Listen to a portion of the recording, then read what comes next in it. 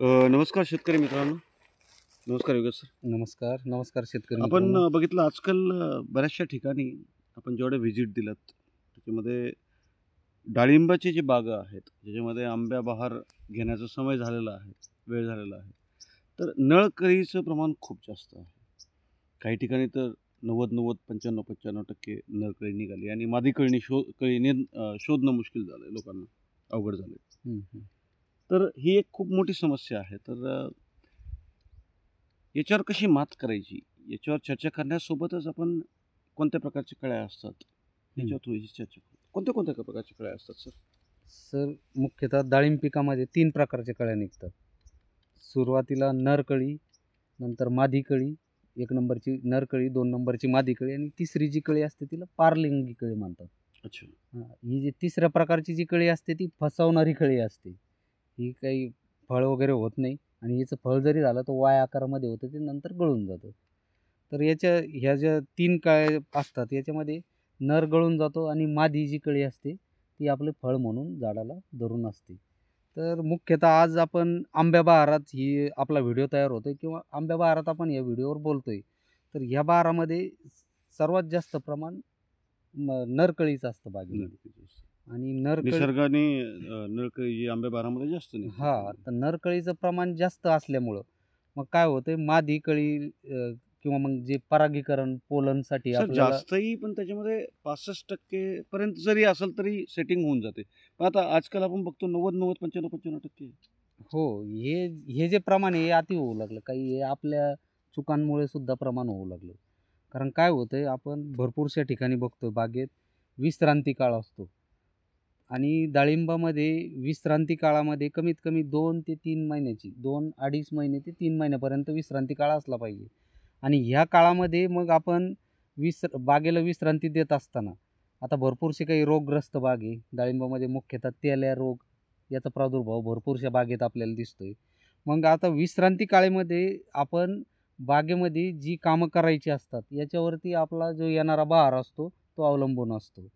तर मग आंब्या बहारामध्ये आपण नियोजन करत असताना विश्रांतीमध्ये आपण झाडामध्ये स्टोरेज आणणं, आपली बाग स्वच्छ असणं. कारण काय होतं भरपूरशा वेळी आपण बघतोय सर, आता वेळोवेळी फिरतोय आपण बागेमध्ये हार्वेस्टिंग झाल्यानंतर जी जुनी रोगीट फळं असतात, ती फळे बागेत तशीच लटकलेली असतात. हां, खाली पडलेले असतात. खाली पडलेले असतात. बागेमध्ये पालापाचोळा बेडवरती असतो. पालापाचोळा असतो, जो रोगीट पालापाचोळा असतो, ज्याच्यामध्ये रोग असतात, रोगांची कण असतात. मग आपण हार्वेस्टिंग झाल्यानंतर एक ब्लिचिंग पावडरची फवारणी बागेमध्ये बेडवरती, खोडावरती सगळीकडं व्हायला पाहिजे. ब्लिचिंग पावडर आपण एक 10 लिटरसाठी 150 ग्रामपर्यंत जमिनीवर फवारून घेतलं पाहिजे. ज्याच्यामध्ये जे जमिनीवरचे जीवाणू असतात, जे झाडांसाठी व्यवस्थित नसतात किंवा झाडांना नुकसानकारक असतात. जो पालापाचोळा रोगीट पडलेला असतो, याचं सगळ्यांचा नायनाट होऊन जातो. त्यानंतर आपण आपली बेड स्वच्छ करून घेतली पाहिजे. त्याच्यामध्ये मग गवताचा प्रकार असेल किंवा इतर जे काडी कचरा असेल, ही सगळी स्वच्छता करणं गरजेचं असतं. त्याचसोबत जे आपल्या फळावर हार्वेस्टिंगमधून जी काही रोगीट फळं उरलेली, ती फळं सगळी काढून बागेच्या बाहेर नेणं फार गरजेचं असतं. याचसोबत विश्रांतीमध्ये आपण आता खालून पाणी बंद करतो, तर मग त्यावेळेत आपण काही डोसेस देऊन, ज्याच्यामध्ये आपण NPK म्हणू, सूक्ष्म अन्नद्रव्य म्हणू, निंबोळी पेंड हे काही प्रमाणात झाडाला आता सरासरी तुमचं 2 ते 3 वर्षाचं किंवा 4थ्या-5व्या बहारातलं झाड जर असेल, तर सरासरी एक DAP 250-300 ग्रामपर्यंत, त्यानंतर पोटॅश एक 100-150 ग्रामपर्यंत, त्यानंतर सिंगल सुपर फॉस्फेट 100-150 ग्रामपर्यंत, त्यासोबत निंबोळी पेंडसारखे घटक जे असतात ते 100-200 ग्रामपर्यंत, त्यासोबत सूक्ष्म अन्नद्रव्ये 100-150 ग्रामपर्यंत असा डोस करून आपण झाडाला एक मुबलक पाण्याचा साठा देऊन ते डोस 1, 2, 3 पाणी देऊन मग म्हणजे आपण काडी मजबूत करणं हां, खूप हां. आवश्यक आहे. 1, 2, 3 पाणी देऊन आपण मग ते झाडाचे जे ब्रेक असतो किंवा जी विश्रांती असते त्या पद्धतीत बंद करायला कारण आपण पाहिजे. बऱ्याचशा ठिकाणी बघितलं, जिथं विश्रांतीच्या काळामध्ये काडी मजबूतीवर लक्ष दिलं गेलं, तिथं मादीचं प्रमाण चांगलं आहे हो. आणि जी काडीच कमजोर आहे, तिथं नरकळीचं प्रमाण जास्त आहे. आणि मग याच्यामध्ये हा जो पॉईंट आहे, आपण खालून जी अन्नद्रव्य साठा दिला झाडांना, तर मग हे झाडाला त्यावेळेस झाडातून फळांनी कस ओढलेला असतो. मग हे अन्नद्रव्य झाड अपटेकिंगला किंवा झाडाचं जे ओढण्याची जी सरासरी असते याच्यात जास्त असते. मग हे झाड सगळी खतं ओढून घेतं. झाडामध्ये एक ते स्टोरेज येऊन जातं, जे मुळ्या वाटत द्यायला पाहिजे. त्यानंतर झाडाला आपण विश्रांतीत पाणी बंद करतो. मग आपण पाणी बंद केल्यानंतर मग आपण वरून स्टोरेजसाठी म्हणजे जे झाडातून पानातून जे अन्नद्रव्य द्यायला पाहिजे, त्यामध्ये मग फॉस्फरस लेवल असो, पोटॅश लेवल असो, NPKची लेवल असो, त्याचसोबत सूक्ष्म अन्नद्रव्याचा साठा असो, तो आपण फवारणीद्वारे देणं गरजेचं असतं. याचसोबत तेलग्रस्त बागावाल्यांनी तेल्यामध्ये त्याच्यामध्ये बोर्डो सल्फरची फवारणी, त्यांनी वेळोवेळी आपल्या विश्रांती काळामध्ये महिन्यातून 1 ते 2 फवारण्या व्हायलाच पाहिजे त्यांच्या. त्या गरजेच्या असतात. त्याचसोबत ते COC आणि काही जे झांथोमोनसमुळं तेल ॲक्टिव्हेट होतो. झांथोमोनस नावाचा जो बॅक्टेरिया असतो त्याच्यामुळे तेल ॲक्टिव्हेट होतो. तर त्या झांथोमोनस कंट्रोलसाठी बा आपल्याला बाजारात भरपूरशा औषधी मिळतात. तर त्या औषधी COC सोबत 1-2 स्प्रे होणं त्यावेळेत गरजेचे असतात. तर शेतकरी मित्रांनो, हे गरजेचं आहे. आपण विश्रांतीत जेवढी कामं करू, त्याच्यानुसार आपल्या बागेमध्ये कळीचा फ्लो असतो. सर, हे सेटिंगमध्ये पॉलिनेशन किंवा आपण परागीकरण ज्याला म्हणतो, हे खूप महत्त्वाची स्टेज असते. बरोबर. तर कोणते प्रकारचे म्हणजे परागीकरणाच्या प्रक्रिया असतात? एकतर काय होतं, बागेमध्ये जे हे 3 प्रकारच्या कळी निघतात. तर जी मादी कळी निघते याच्यामध्ये काय होतं, स्वयंपरागीकरण म्हणजे स्वयंघोषित परागीकरण निघणारी मादी पण असते. अच्छा. म्हणजे स्वतःचं परागीकरण म्हणजे मादीचं प्रमाण जर जास्त असेल हां, बागेमध्ये तर ती स्वतःसुद्धा परागीकरण करू शकते. हं. अशी पण मादीचं प्रमाण त्याच्यामध्ये असतं. अच्छा. आणि दुसरी जी मादी निघते समजा त्याच मादीमध्ये काही असं असतं, की त्यांना परागीकरणासाठी मधमाशीची आवश्यकता क्रॉस असते. पॉलिनेशन क्रॉस पॉलिनेशन ज्याला म्हणतो आपण. हस्तांतरित पॉलिनेशन ज्याला म्हणतो आपण. अच्छा. हस्तांतरित परागीकरण ज्याला म्हणतो आपण. त्यासाठी आपल्याला मधमाशीची आवश्यकता असते.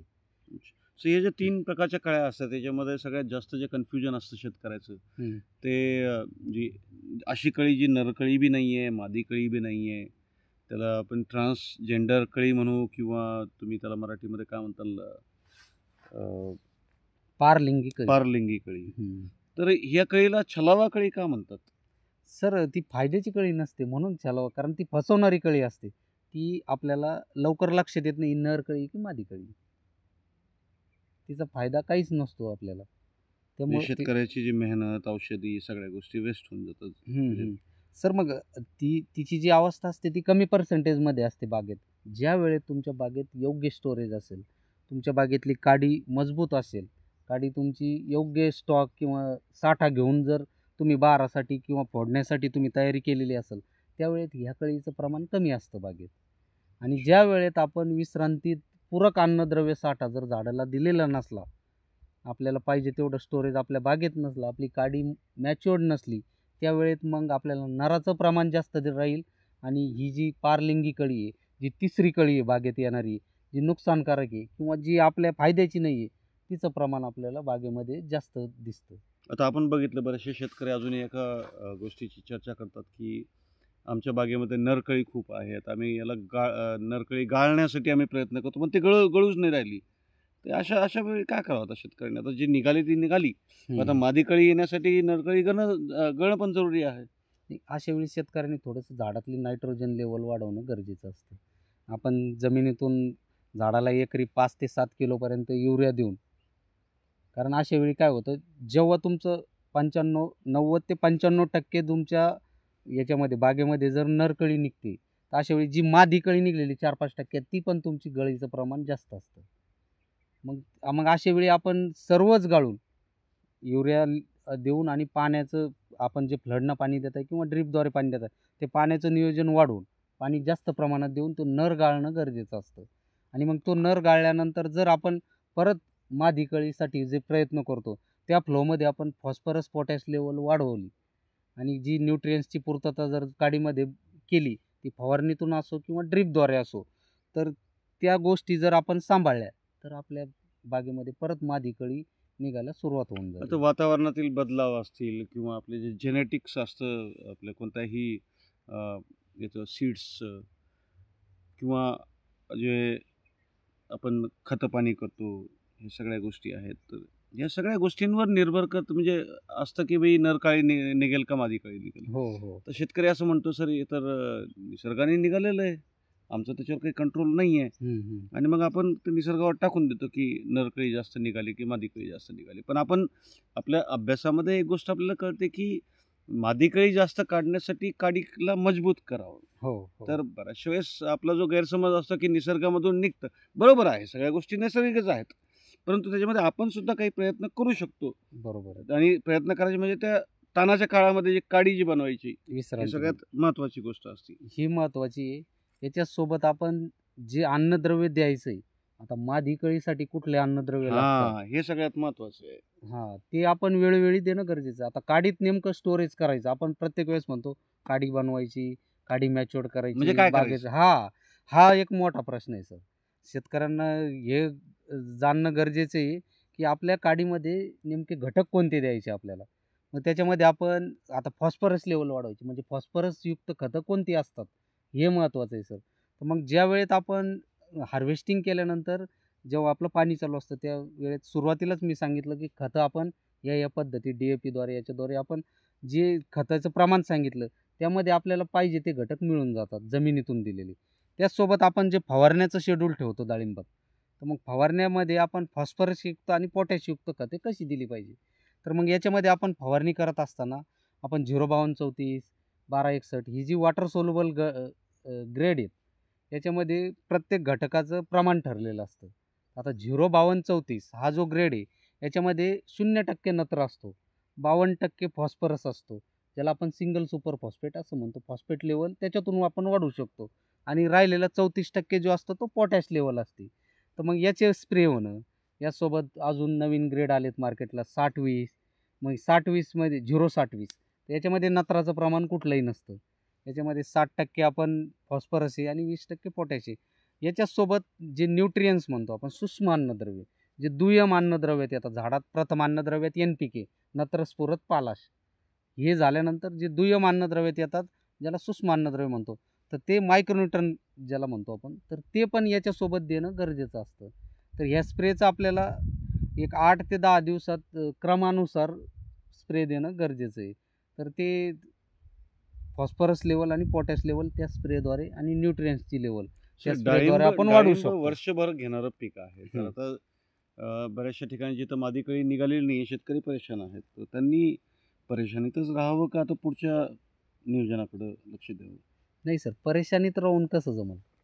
शेतकऱ्यांनी पुढच्या नियोजनाकडे लक्ष देणं गरजेचं आहे आणि पुढचं नियोजन करत असताना आता जसं आपण कळी काढताना आपली जमीन थोडीशी गरम असणं गरजेचं आहे.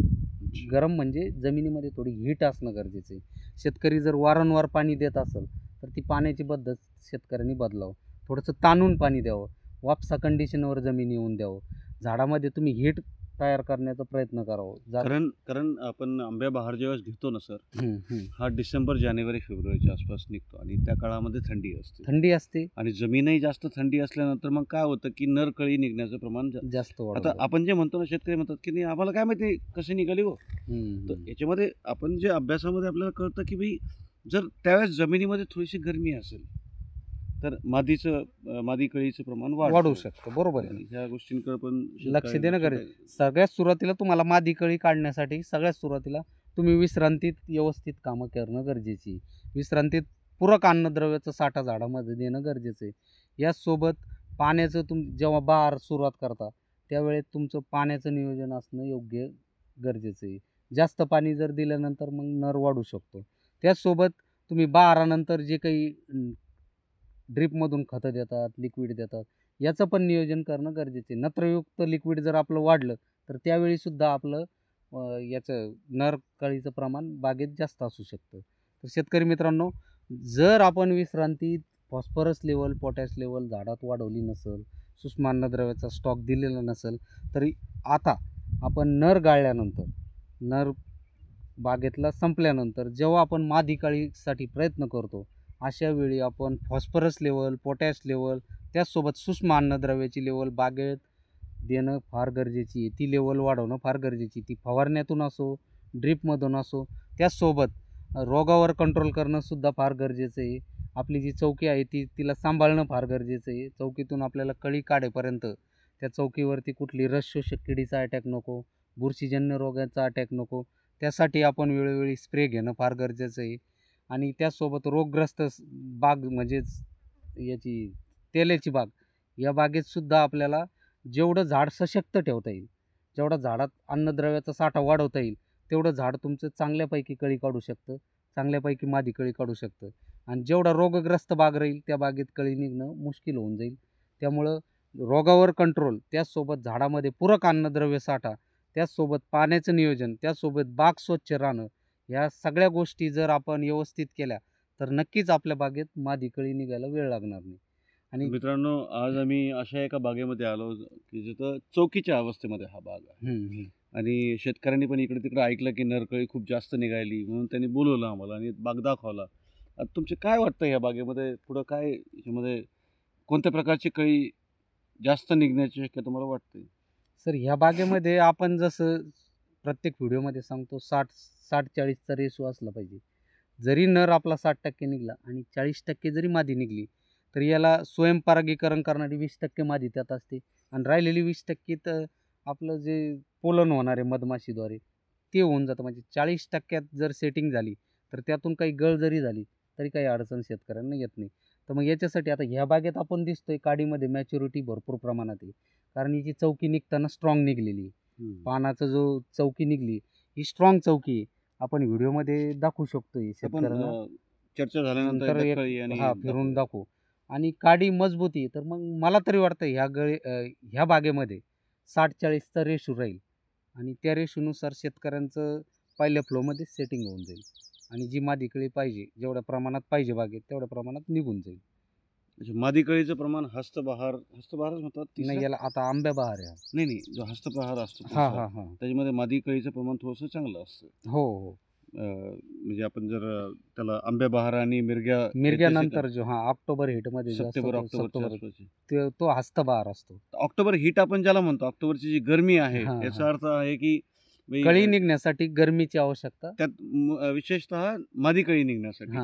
ती गरजेची असते आणि त्यावेळेस जी मादी निघते तिची सेटिंग पण फास्ट होऊन जाते. अच्छा. हम्म. तर अशा प्रकारचं आपण हे चर्चा केलेली आहे.